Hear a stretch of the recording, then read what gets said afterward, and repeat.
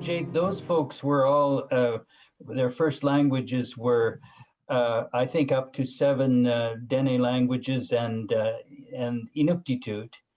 How did, with all the cultural values laden in Aboriginal languages, how did the emerging territorial government deal with that significant language and cultural barrier?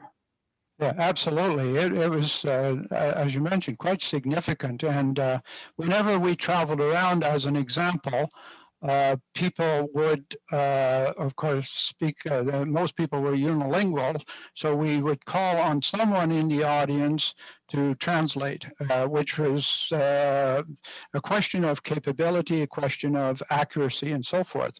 So I foresaw a problem with that, and I was spurred on by some of the MLAs of that time, Brian Pearson as an example.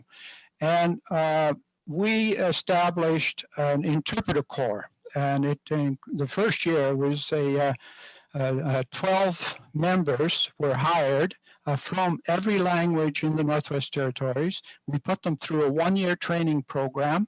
They spent a week on a military ship, a week at headquarters, a week at the UN, United Nations to see their translation services, Ottawa translation at Parliament, and so forth.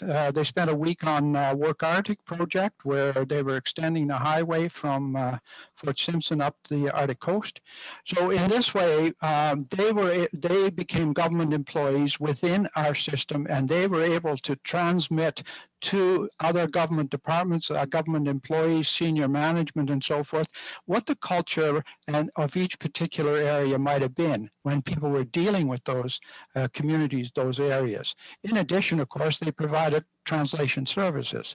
And out of that came some significant individuals. Betty Brewster, as an example, tremendous translator. When Betty came on board, one of the things I lived by was I didn't care about their education level. I wondered about their enthusiastic level. And all of these people, we had 12 of them, they all became predominant leaders.